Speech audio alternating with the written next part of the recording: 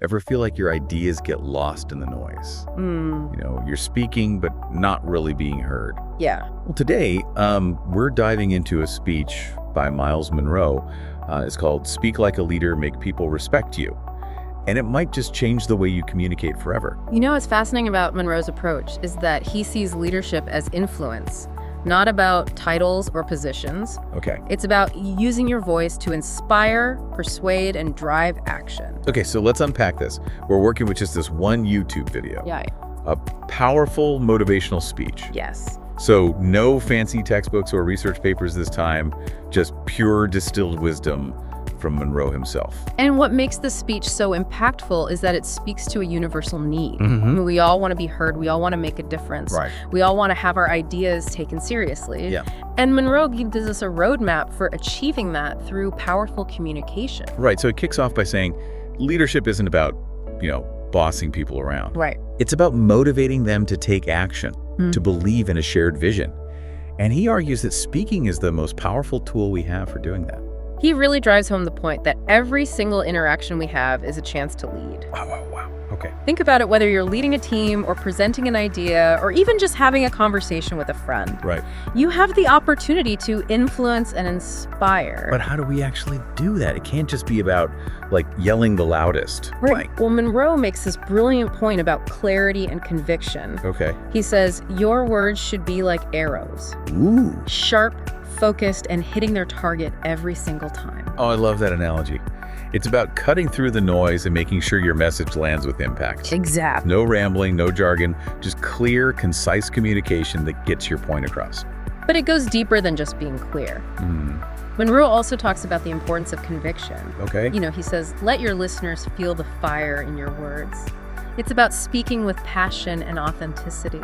That makes sense, but isn't there a risk of coming across as too forceful or aggressive? That's where the art of balance comes in.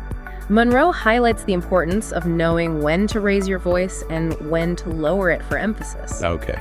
He actually argues that sometimes a whisper can be more powerful than a shout. That's interesting. How does silence actually amplify a message? Well, think about it this way. When you pause after making a key point, it creates a space for your audience to absorb what you've just said. Right. It allows your words to sink in and resonate. So it's about being strategic with silence. Yeah. Using it to emphasize key points and create a sense of anticipation. Exactly. It's a subtle technique, but incredibly powerful when used effectively. And this leads us to another surprising point. Munroe makes the importance of listening. Oh, yeah. I would have thought someone who talks about speaking so passionately wouldn't emphasize listening. Right. He actually says, great leaders are also great listeners. Absolutely. That's because true communication is a two-way street. Yeah. It's not just about transmitting your message. It's about receiving and understanding the perspectives of others. Okay. Munroe argues that by truly listening to what others have to say, you can gain valuable insights that will make you a more effective leader. So it's about being present in the conversation, not just waiting for your turn to speak. Right. But actively engaging with what the other person is saying. Exactly. It's about showing respect for the other person's thoughts and opinions, even if you don't agree with them. Okay. Now, Munroe also talks about the importance of authenticity, about being yourself, but being the best version of yourself. And this is where things get really interesting. Okay. It seems counterintuitive, but Munroe argues that being authentic doesn't mean just winging it. Okay. It actually requires a lot of preparation. Wait, so you're telling me that being prepared can actually make you more authentic? Yeah. How does that work? Well, think about it. If you're truly passionate about your message, you'll want to make sure you're communicating it in the most effective way possible. Right. That means knowing your subject inside and out, anticipating questions, and practicing your delivery. So it's about being the most genuine, prepared version of yourself that you can be. Exactly. And Munroe believes that this combination of authenticity and preparation is what makes a message truly resonate with an audience. So what are some practical steps listeners can take to become more authentic and prepared communicators? One of the things Munroe highlights is the importance of knowing your audience. Right. You need to understand their needs, their fears, their aspirations. He actually says, don't just recite facts and figures. Paint pictures with your words. Take your listeners on a journey. Yes, he's emphasizing the power of storytelling. Okay. Humans are wired for narrative. We connect with stories on an emotional level. So when you can weave your message into a compelling story, it becomes so much more memorable and relatable. I've definitely noticed that the most impactful presentations I've seen have all been rooted in storytelling. It's a powerful technique. It allows you to connect with your audience on a deeper level and make your message more impactful. This all sounds great in theory, but what about the fear of public speaking? Oh, yeah. I know a lot of people struggle with that, myself included. That's a very common fear. But Munroe has some encouraging words on that front. He says that courage isn't the absence of fear. It's acting in spite of it. So it's not about pretending we're not afraid. Right. It's about channeling that nervous energy into passion and conviction. Exactly. Even the most experienced speakers feel nervous sometimes. Totally. The key is to embrace those nerves and use them to fuel your message. That's reassuring to hear. It makes the idea of speaking with confidence seem a lot more attainable. Munroe also reminds us that respecting your audience is crucial. It's about valuing their time, intelligence, and perspectives. So don't talk down to people. Don't assume you know everything. Be humble, be open-minded, and be willing to learn from others. It's about having a conversation, not delivering a monologue.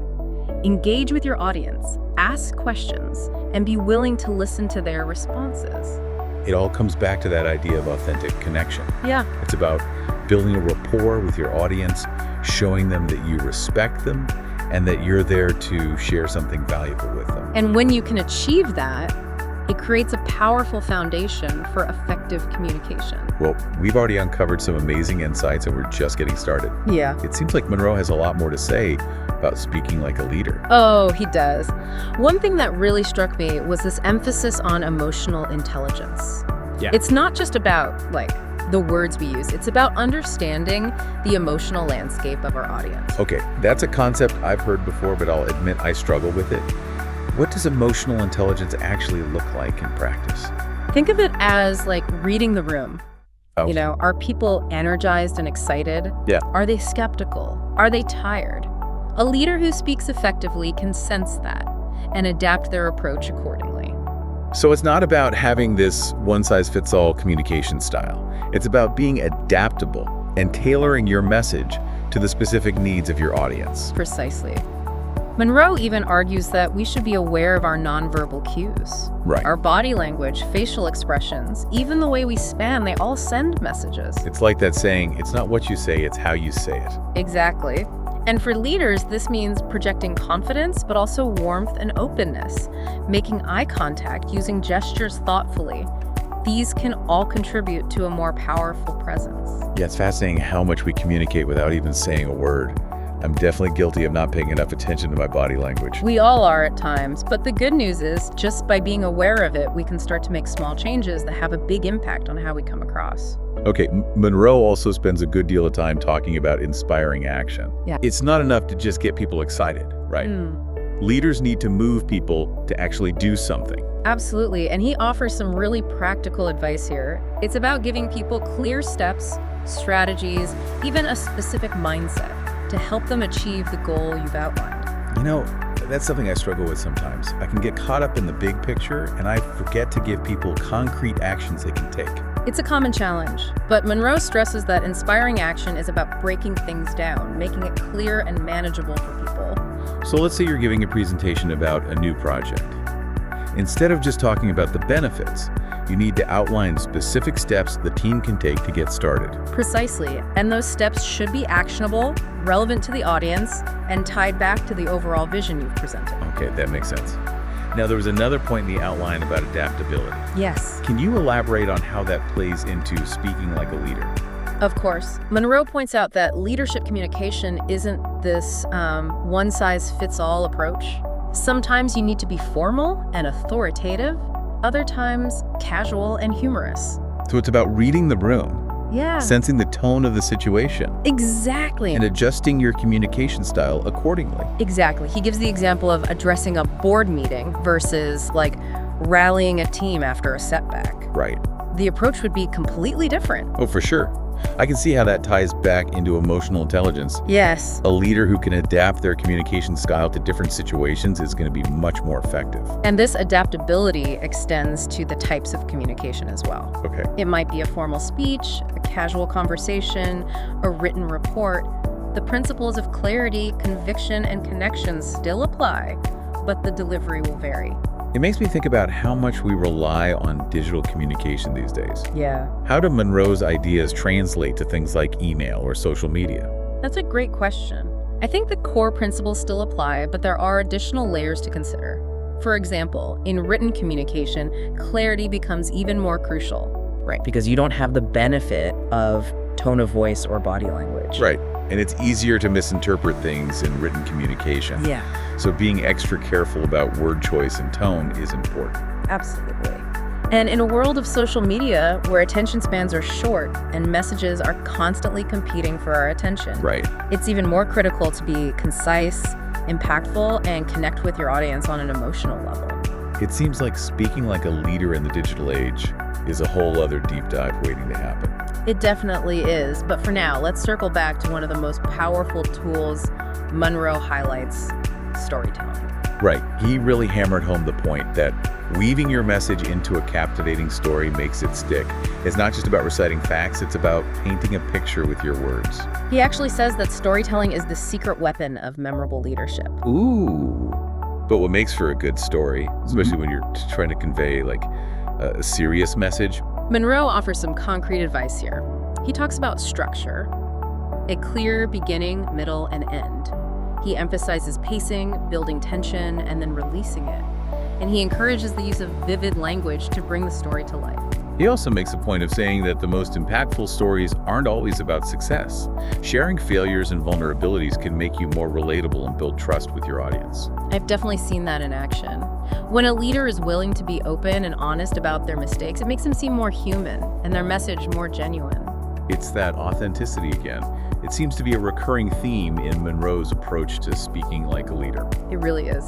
And he reminds us that when we share our stories, it's not about us, it's about the people we're speaking to. So how do we ensure our stories are relevant and engaging for our audience?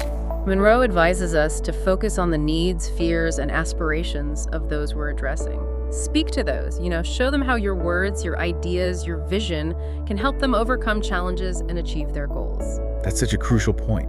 It's easy to get so caught up in our own message that we forget to consider how it's being received. Right. We need to step back and ask ourselves, what's in it for them? Yeah. Why should they care about what I'm saying? And that's where storytelling comes in. A good story can create an emotional connection, make a complex topic more relatable, and help our audience see themselves in our message. Exactly. It's about finding those universal human experiences that connect us all, regardless of our backgrounds or beliefs. So it sounds like we've got a lot to think about when it comes to crafting our stories and delivering them with impact. But I'm curious, is there anything else Munroe has to say about this? Anything that we might be missing? He does, and it's a big one. He keeps coming back to this idea that anyone can learn to speak like a leader. Like, it's not some innate talent you're born with. It's a skill, and you can cultivate it. Absolutely. Through practice, through intention. It's about continuous improvement, always striving to refine our skills and connect more deeply with our audience. Okay, that's encouraging because I think a lot of people, myself included, have those moments where you feel like you're just not being heard or that your ideas aren't landing the way you intended. Right. So it's not about achieving some level of perfection. No. It's about being open to feedback, learning from our mistakes, Yeah. and always pushing yourself to be better. Exactly. And even small changes can make a big difference. Okay. It might be as simple as being more mindful of our body language, Right. practicing our delivery, or taking the time to truly listen to the other person. He emphasizes those things, those seemingly small things, a lot. Yes. A well-placed pause, Yes.